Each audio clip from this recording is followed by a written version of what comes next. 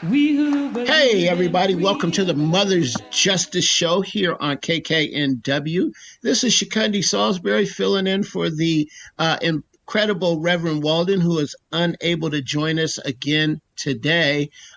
However, we are pulling for her and praying for her. So if you haven't followed us on socials, be sure to follow us on Mothers for Police Accountability on Facebook. That's our Facebook page.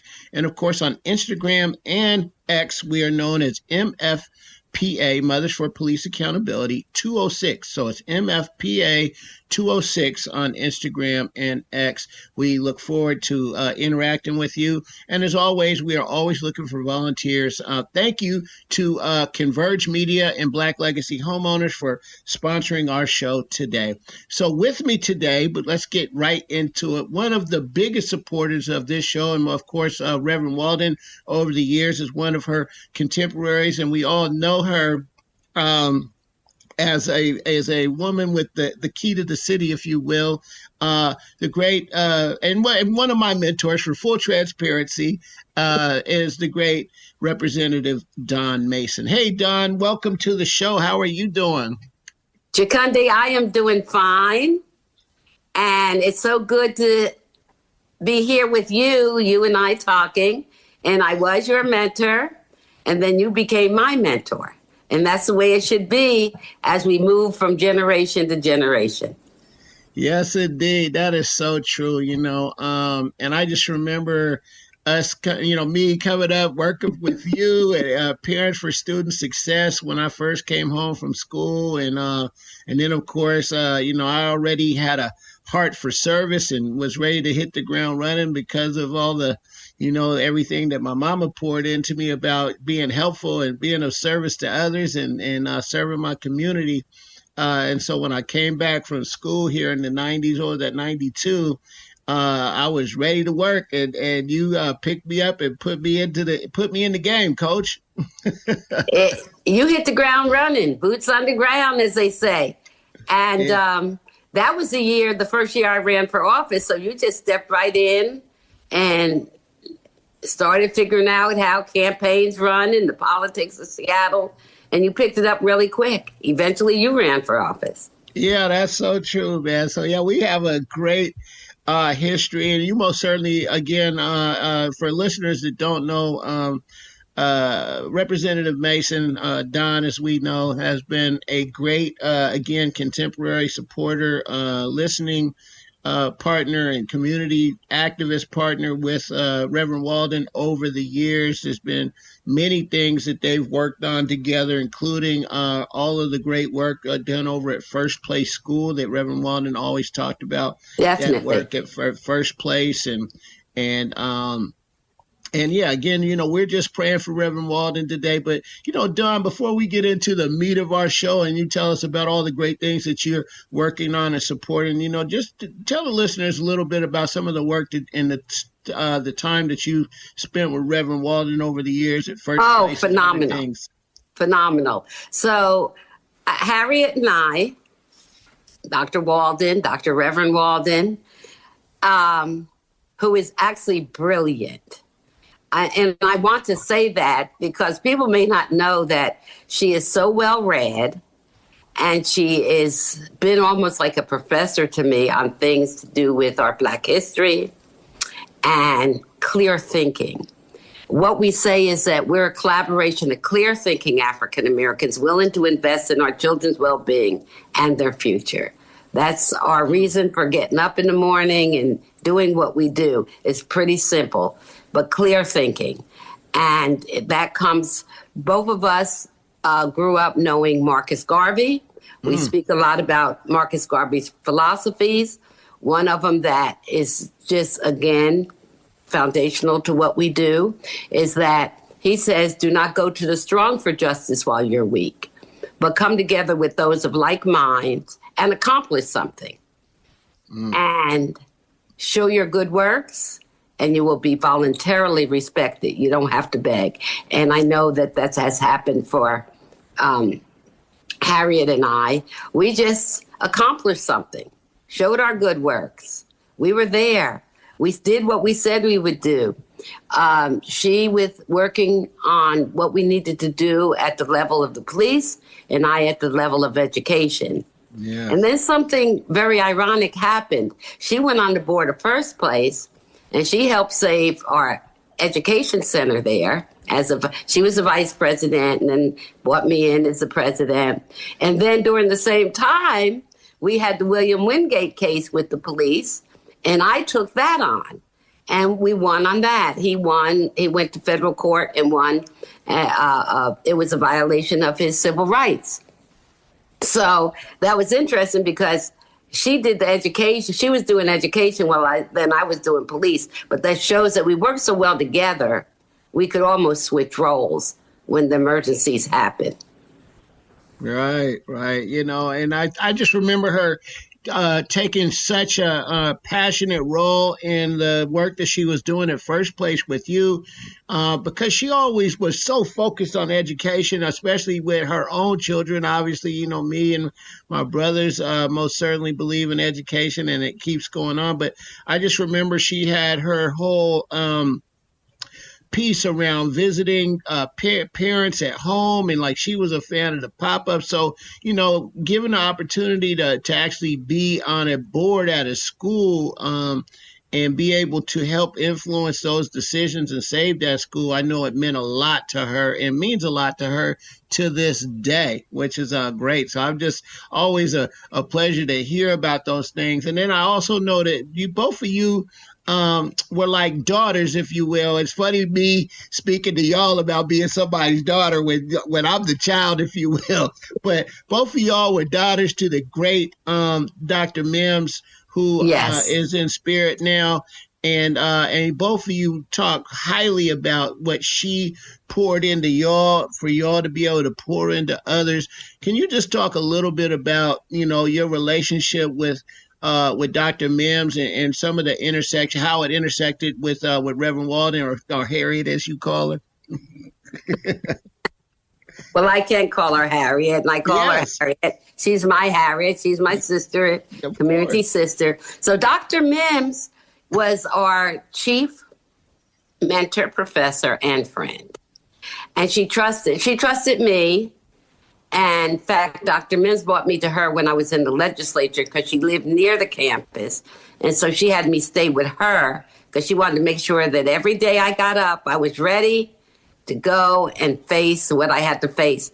At that time, Chukundi, there was only one African-American House member, and that was me. It also was a major Republican majority. But I got things done. The main thing I did was bring money into my district, 37th district, for housing. So the McKinney Manor got money. I know that Villa Plaza had burned down while our mutual friend, Dr. Walden, and my mutual friend Fabiola Woods was very active over in that community. And then Villa Plaza burned down, so now we have to get it rebuilt. So they said I had to bring money to get it rebuilt and I did. I bought from the Housing Trust Fund, and now Villa Plaza has been rebuilt. And bless her heart, Fabiola has gone on, but her spirit is here. See, something tangible happened out of that. There's real housing for real families. Wow. And I also was the first sponsor of the charter school bill. And that was a little political upset because Democrats don't like charter schools. They like the fact that that 50% of the children are failing. And I am a Democrat. Yes. And 50% of our children, they say that from the prison to the school to prison pipeline, that if a child's not reading at the end of third grade at grade level, their life starts unraveling. So here's the numbers. I'll tell you quickly. Asian children are at 70% of Asian children are at standard. 57% of white children are at standard. Then it drops. 34% of African American children are at standard, and 32% Hispanic and indigenous. So the fact that our public education system is the only industry really that can fail 50% of its product. Boeing can't have 50% of the planes dropping out the sky. Yeah, right. Right. Amazon can't have 50% of the packages not showing up.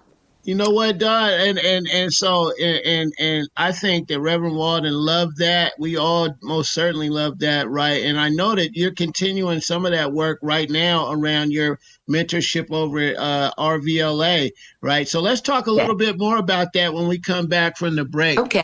Thank you, everybody, for listening right now. If you just tuned in, you're listening to the Mother's Justice Show here on KKNW. And we're talking to Representative Dawn Mason with the Key to the City. And we'll be right back. Thank you. Looking for media that truly represents us? Converge Media is where culture meets truth. Seattle's leading Black-owned media network, bringing you powerful stories, local news, and conversations that matter. From the morning update show to groundbreaking community coverage, Converge shines a light on the voices that shape our city, our leaders, our artists, our families. Stay informed, stay inspired, stay connected at whereweconverge.com. That's whereweconverge.com. Converge Media, telling our stories, our way. Hey, y'all. It's time we take care of what's ours. The Black Legacy Homeowners Hub is now open at the McKinney Center, a safe space to learn, connect, and protect our family homes. Whether you're fixing up your house, passing it down, or just trying to hold on, we've got real people, real help, and real answers waiting for you. So come on by. Drop in between 10 a.m. and 2 p.m. at the McKinney Center on 21st and Jackson. Let's keep our legacy strong, together. When our children aren't safe, none of us can rest. Mothers for Police Accountability has been standing on the front lines for decades, demanding justice, truth, and transparency in Seattle. But we can't do it alone. We need you, parents, students, neighbors, to join us. Volunteer, speak up, be part of the movement that keeps our communities safe and our voices heard. Visit mothersforpoliceaccountability.org. That's mothersforpoliceaccountability.org. And stand with the mothers who never stop fighting for what's right. Mothers for Police Accountability. Love in action for justice. Find our app in the Apple App Store or Google Play Store and take us with you wherever you go. Alternative Talk AM 1150. Okay, hey, welcome back to the Mother's Justice Show. This is Chukundi Salisbury filling in for Reverend Harriet Walden here on KKNW. And if you're just joining us, our guest today is the incredible Key to the City Representative Dawn Mason, who is a great friend and contemporary of Reverend Walden, and it's just good to have her on the show in this feeling. So let's just hop back right in. We know that Dawn shares a love of education and service to people, as does Mama, right, Reverend Walden. And Dawn was we were just talking about that and RVLA and some of the other work you've been doing. Let's continue with that, Dawn. I know, like I said, you brought this, you are a champion of education, and you continue to be right here in the 37th district and beyond with the state. Can you, and I haven't seen you. I saw you yesterday, of course, at the Black Santa, right? But tell us a little bit about what you've been doing ever since. I saw you at the fish fry. I was at your fish fry, and it's been a busy fall going into winter. And of course, you took that break. Tell us a little bit about what's been going on with Dawn. So, following the fish fry, which is the annual community event that we've been doing for 30 years. And at my home, in my backyard, now it's a big block party. We had the Buffalo Soldiers there. We had Double Dutch Divas there. We had Vanna Bynum doing boots on the ground line dance with about 100 people up and down the street. We had Michael Powers there. It was a great event, but it should have been a great event because I entered this year my octogenarian decade. I've been doing this work for 57 years. And it was an emotional day for me because Mayor Bruce Howell presented me with the key to the city. You mentioned that. People may not know. The key to the city is not really a key. It's on a plaque, and it's a key put on a plaque. And what it is an honorary presentation, and it's the highest municipal civic honor a person can receive.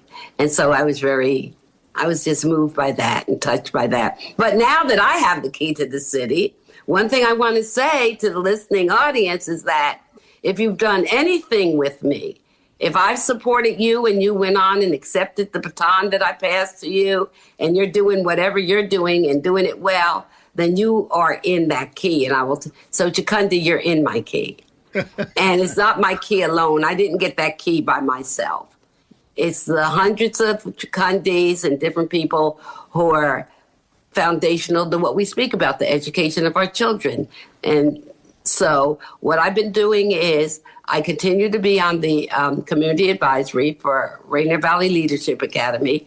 And that's a charter school that was once owned by a white-dominated charter management organization, and our children were not doing well. And a couple of people came to me and said, we need to do something over here. So I stepped in as a community member, and when they said that they were going to transfer the school to the community, I said, what community? They said, Black community. I said, I don't know what you mean. I said, we don't do things with white community, and any warm white body will do, but when whites select us, any warm Black body will do, whether they know what they're doing or not. So I said, so everyone had to agree to do something to help with Rainier Valley Leadership Academy. I says, I'll create the community to receive the school. And so we did. So we have a nice community around it. We brought Bayon Williams over to get it up and going. She was there for 6 years. She just left to go to another position in another part of the country. And so everything's going well there. Your frat brother, Jesse Rhodes Jr., I brought him onto the board, and he hit the road running. And so he and I have been, in fact, we met Thursday about some board, how to strengthen the board. And I want to tell your audience, we're looking for board members for both First Place and for Rainier Valley Leadership Academy. First Place needs some male board members because we have all women, and RBLA needs some female because we have all men. So if there's anyone who thinks that they would like to help govern our education, we would like that. Both of our schools have contracts. First Place contracts with the city for early learning, pre-K, and RBLA with the state as a charter school. Both of them are publicly funded. These aren't private schools. Yeah, no, that's excellent. And I think that's one of the things that most certainly, Mama loved to talk about and continues to talk about is making sure that we get, our young people closer to educational justice, if you will. One of the things I love hearing her talk about is her experience at Crooms Academy and having all Black teachers when she was young, and the fact that people her age and most certainly your age remember a time when we had schools that actually cared about us and people that worked there that were from our community and actually cared about us as people, right? And not just the test scores and everything else. And we know that while there are some individuals within Seattle Public Schools that are trying to toe the line and help our people, the institution itself definitely needs some work. Well, it's set up to make us feel like failures when in fact we are not. It's like even when they speak about our children, I refuse to use the term like anti-violence programs because our children aren't violent. They can't be violent because they come from descendants of the enslaved, and we brought peace. We had a whole peace movement that brought peace to America. How did we get violence attached to our name? But anyway, moving on from that, and I have asked Dwayne, who is the director of Department of Education and Early Learning, to start looking at how do we assure that every child in Seattle is reading at grade level when they leave third grade, since the data and researchers say their life unravels if they aren't. So once you have the answer to the test, then you should be able to pass the test. Right. I brought a group of, I call it the Afro-Diasporan Women's Leadership Tea, and in September every other year, we come together and we get to know each other. Right. When our immigrant African families came here, have come here, they're told by the first people they see, which usually are white people, to stay away from African Americans because we're trouble and our children can't learn and so and so. So I just came back from Kenya. I go to Kenya quite a bit. I would not go to Kenya and not interact with Kenyan women. How would I know the best schools to go to? How would I know the best way to raise my children in a country I'm not familiar with? And so, and I think that what I have found, I have very good relationship with Hamdi Mohammed. She's the Dawn Mason of the Somalian community, right? Yeah. She's an elder. She is. Yes, yeah. She's the elder. And so we work together and I talk to her because that's why I stopped using the term African American. We're Afro-diasporan. No matter whether you come from South America or the Caribbean, we all originated at some point in our journey from the motherland. What's so crazy about that, and I think a lot of, especially our Somali neighbors and friends, are finding that out right now, that, when you got people like Donald Trump calling that community garbage, right, folks are realizing that, we are all, in fact, from the diaspora, right, and they are looking at you just like they looking at Willie Lynch or anybody else that they have put a stigma on around being black in America, right? So I'm glad to hear people like you. Right, and they have to understand that that's just a way of calling them the N-word. Because Donald Trump knew they couldn't say the N-word, so now he's used the euphemism garbage. It doesn't matter what it is, it's dehumanizing. And so we're going to have to protect our whole diasporan community because we knew that once their children were born without an accent, they would be treated just like us. And the reason I say without an accent, whites they see them as exotic if they have the accent and stuff. Yeah, right. And once you're not, they like exotic things. So once you're not exotic, then you just like us. And we have the youth center that is filled with our children.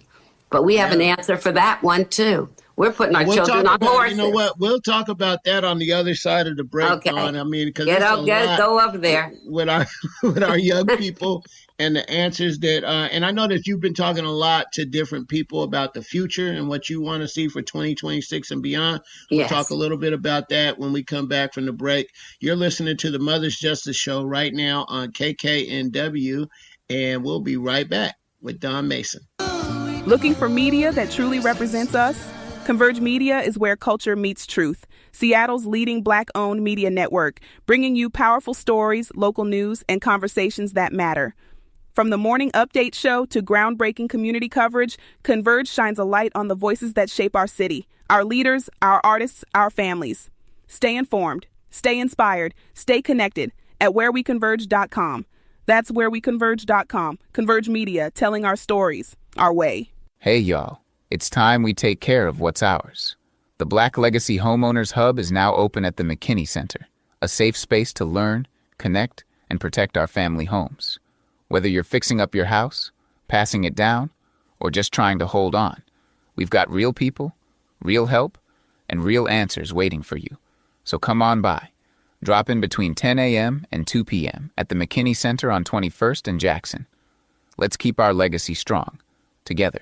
When our children aren't safe, none of us can rest.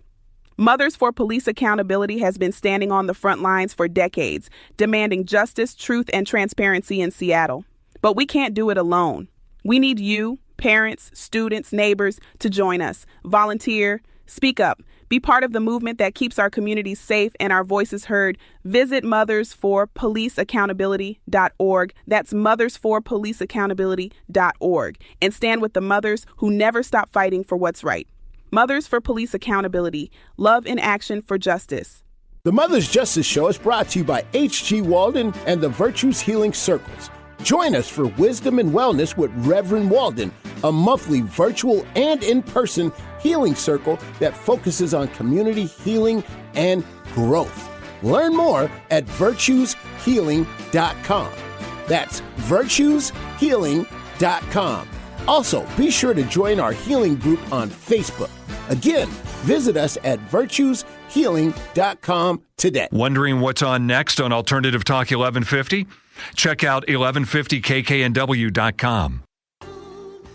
Hey, welcome back to the Mother's Justice Show. This is Chukundi Salisbury, and I'm here on air today with our good friend and a good friend of Reverend Walden's, Dawn Mason. She has the key to the city, if you will, and it's exciting to have her on the show. And before we get back with Dawn, I need everybody to make sure you're following us on socials.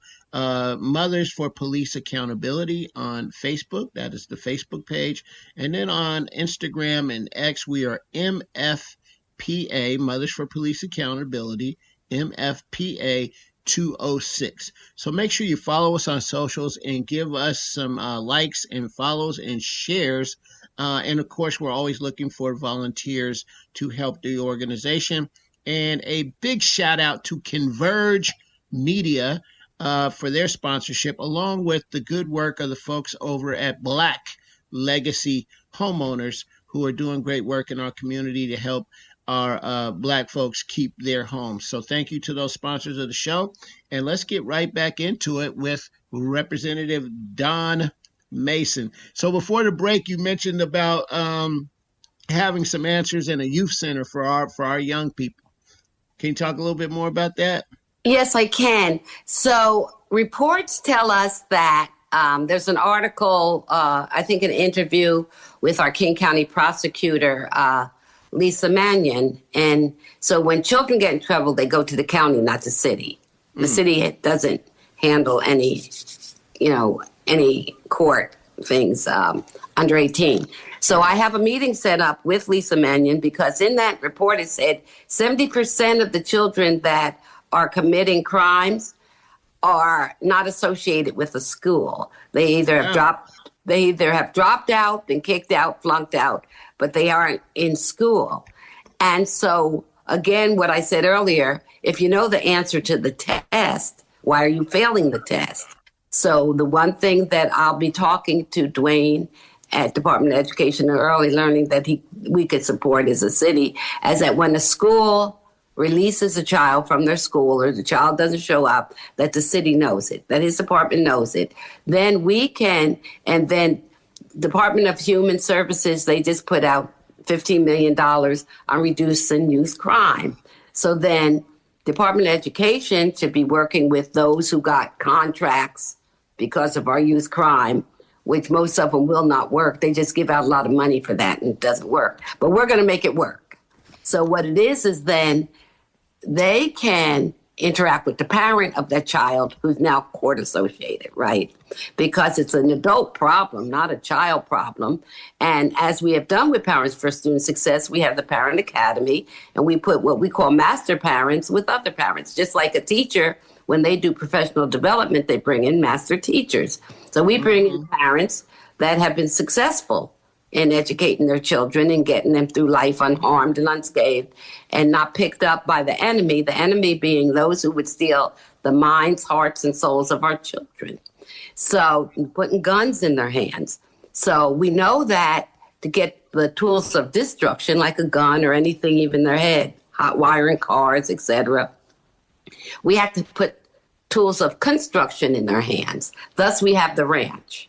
So the ranch is owned by Seattle Parks and Rec with a contract with Buffalo Soldiers. So we know that horses are therapeutically healthy for everybody. Plus, we have the Black Cowboy era right now. It's just right to put the kids on horses right now. So they do have a contract. Seattle is the only municipality that owns a horse ranch for their children. So that's here in Seattle. And so I've been hearing about that. Shout out to, what's his name, Lenny House Jr. and Jordan Newbill. They are a delight to work with. If I say, go meet, I met these people, they go, and then you should meet with them. I can toss them anything. And we did what is really hard to do. You work for parks. It's hard to get something done in 1 year. In 1 year, we went from Bruce Harrell saying we need to restructure the Red Barn Ranch, and me saying I'll do it for you, and then meeting with the Buffalo Soldiers saying when people build a mall, they put in an anchor store like Macy's or something like that. So we need an anchor program. And when I went to the different festivals and around Chukundi, I saw all the parents and kids, they wanted to be around the horses. Yeah. So they already answered to the test. That's what they want. So now they have to come over. Also, historically, they're important to us, Buffalo Soldiers, and they needed a home. I thought it would be respectful. So now they have a home at the Red Barn Ranch, and they have great programs, archery and tug of war and building fires. They even learned how to change a flat tire. Now, why is that? So, I didn't know that part. Of course, I think many people in the community have seen, the Buffalo Soldiers come out and how they let the young people get on the horses and the like. And one of the things I really like about having the Buffalo Soldiers is when they bring out the historical piece, yes, right?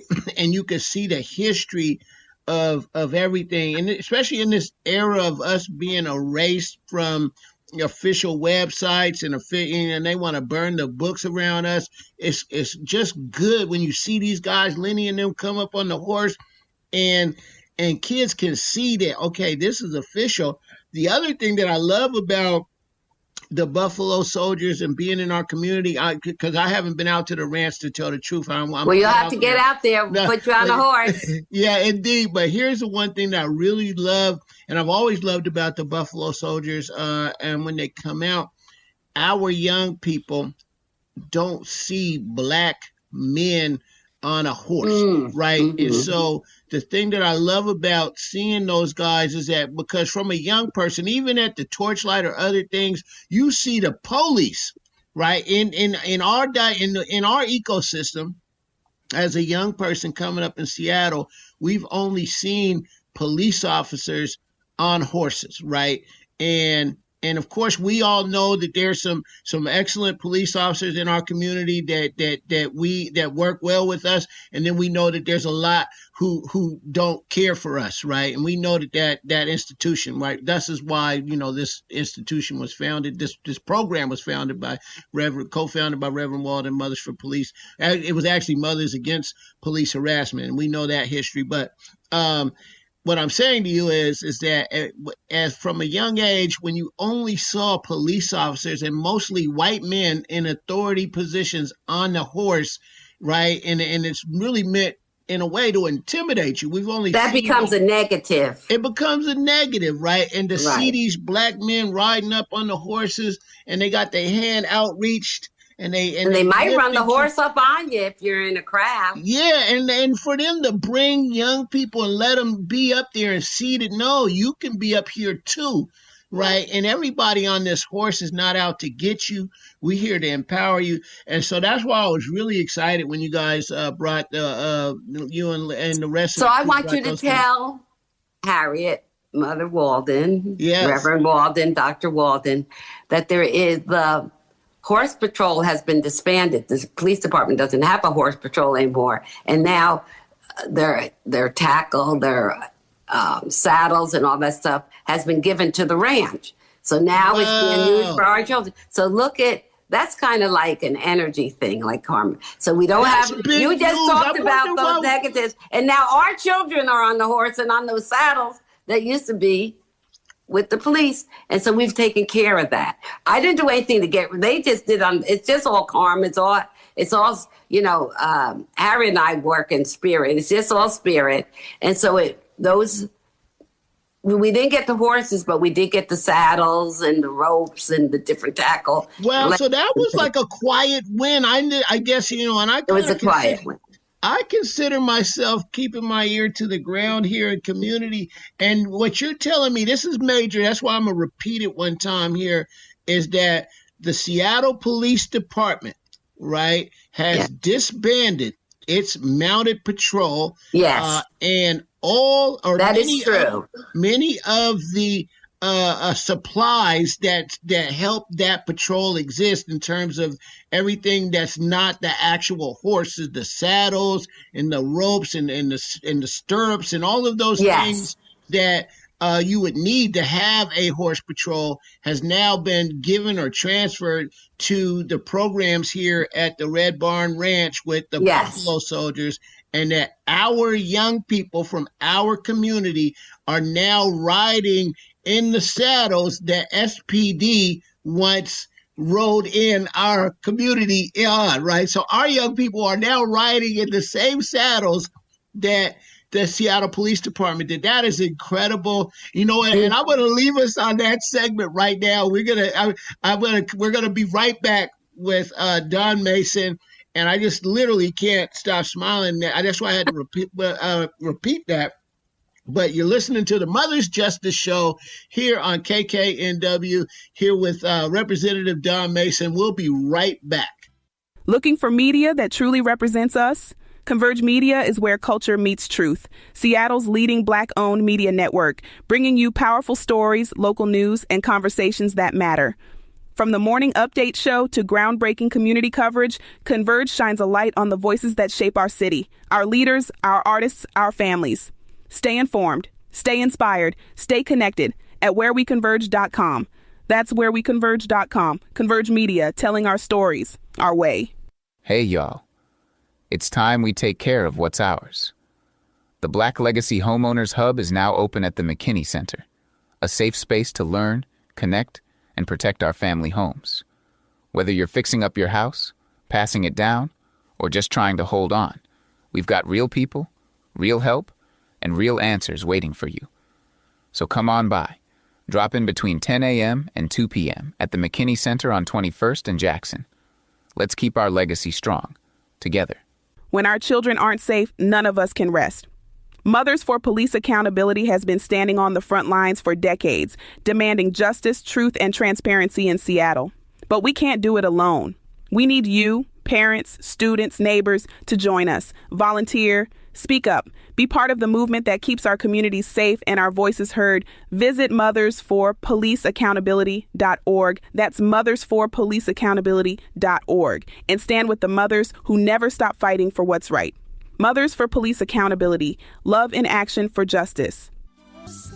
Okay, welcome back, y'all. This is our final segment. I just cannot stop smiling. I was smiling throughout the whole break as we're talking here to Representative Don Mason here on the Mother's Justice Show. This is Chukundi Salisbury filling in for Reverend Walden. And the reason I was smiling is that the saddles that belong to the Mounted Patrol of Seattle Police Department are now transferred to the Buffalo Soldiers at Red Barn Ranch, right? And our young people from our community are now riding on those saddles and learning life skills through that program. How incredible is that? I know you've been working on this, Don, and with all these different interactions between city and you got former people. I know that Carmen Best has something to do with that or helped work on that with you. Tell me just a little bit more about that, and then what's going on with the city right now. Okay, this is real. That's a good segue. So 77% of voters just voted for Proposition 1, which is the Family Education Levy. Boom. And within that levy, so that was a great vote of confidence for Dwayne Chappelle, who runs that department, has turned it into wonderful from the crib to college. Okay, so now I'm working with the city. The city owns the ranch, so I've been working with the Parks Department on that, and that's working fine. So Dwayne put money into the levy with a line item for the ranch for 6 years. So for 6 years, there'll be funding for the ranch, not have to put in for grants and all this kind of hairy-fairy stuff. The ranch, the city says they want the ranch and it'll be funded for 6 years. Yeah. So some of the buildings will be taken down. Just so people know that the ranch was established back in 1977 with model cities. And then and Elgin Baylor made it possible for the city to own this land. That's kind of the quick history. And it was a camp for African Americans, so it makes sense that we would bring it back with an African American basis of a cultural relevance. And so it's for African American children and other children who live with the reality that African Americans live with. They might be poor white, they might be Hispanic, in other words, the ones that pretty much our schools just say, I guess gave you the numbers, we don't care if they learn or not.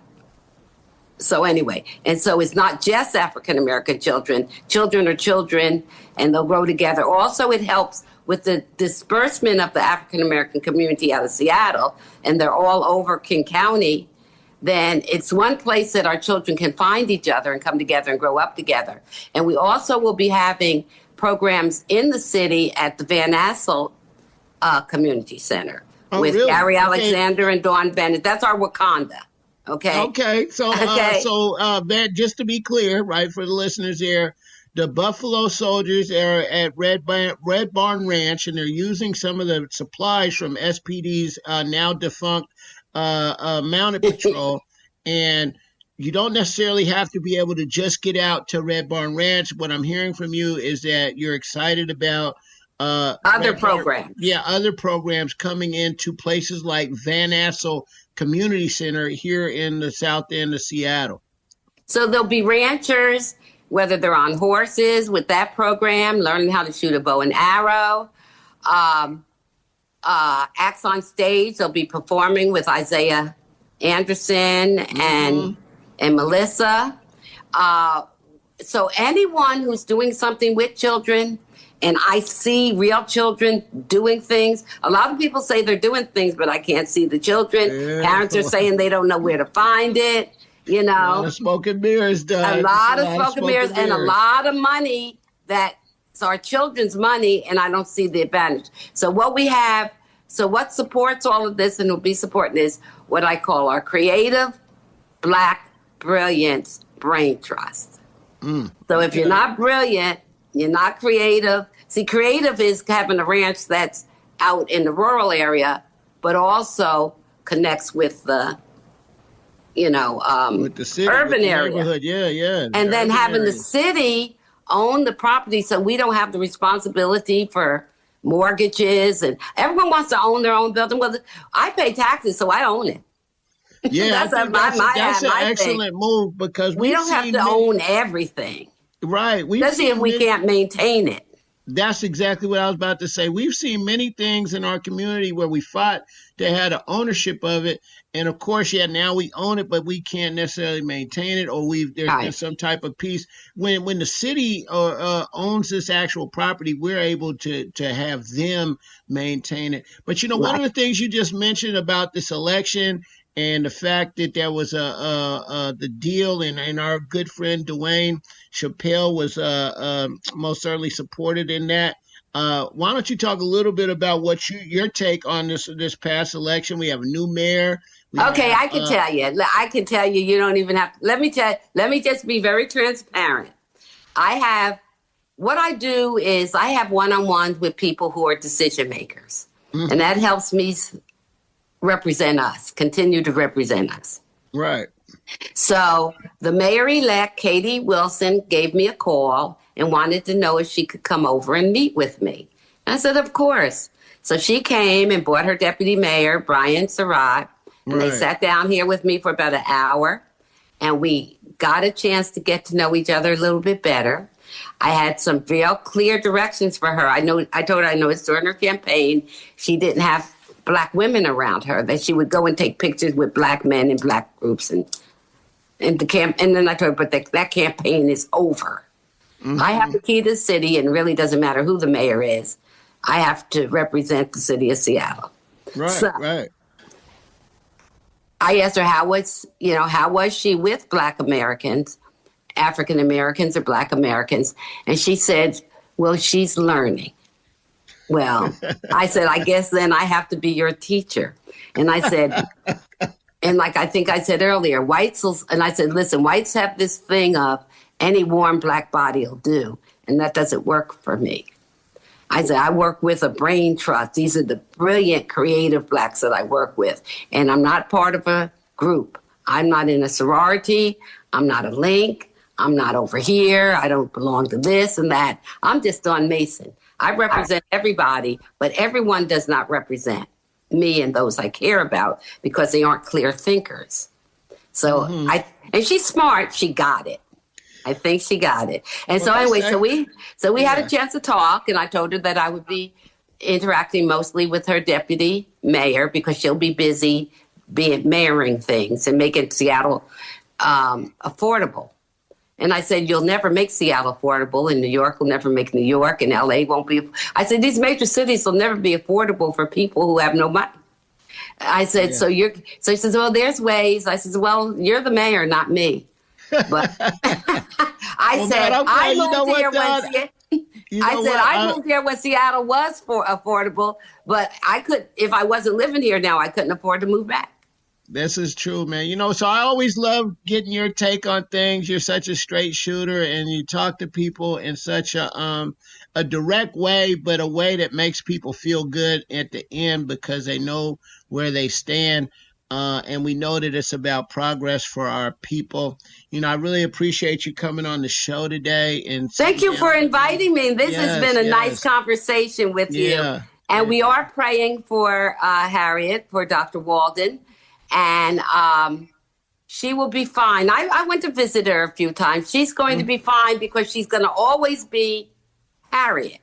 No matter what, wherever she is in the Harrietness, she will be Harriet. We just have to get used to her being this Harriet. Indeed, man. Well, I appreciate you. And then, of course, all the work that you've done to help support us on some of the other things that I'm involved in. And one of the supporters of our show here is Black Legacy Homeowners. That's very important. I have my sign. Yes, you were one of the first people with a sign, and then went with me from door to door and putting signs in her neighbor's yard. So this is what a true community member does, a person that's engaged and not afraid to knock on their neighbor's door. Because one of the things we talk about in Black Legacy Homeowners is getting back to being in each other's business, knocking on a person's door. How are you? What's going on? Are you okay? Do you need anything, right? And that's the kind of work that we're doing over there. And I just thank you for your support on that. So with that, will you promise me you'll come to the ranch? Yes. You need to see the ranch, which is 40 acres. And if you haven't been to Sacred Land Conservative, that's 80 acres, which is just 3 miles down the road. We got someplace to go. We have places to be. So you're going to come to all of that. Hold me to it. First quarter 2026, I am coming out to the ranch, and I'm going to make an effort to get to Sacred Land. But I am most certainly coming to the ranch in the first quarter of 2026. Hey, listen, y'all, this has been the Mother's Justice Show. Today, my name is Chukundi Salisbury. I've been here with Representative Don Mason, and we've just been talking about all things that are pertinent to community. And of course, we've been talking about and lifting up our benefactor here in contemporary mother, Reverend Harriet Walden, my mama, right, and Don Mason's great friend and contemporary. That's the show for this week. Please follow us on socials, Mothers for Police Accountability on Facebook, MFPA 206 on Instagram and X, and we'll see you next time. Thank you for all your support.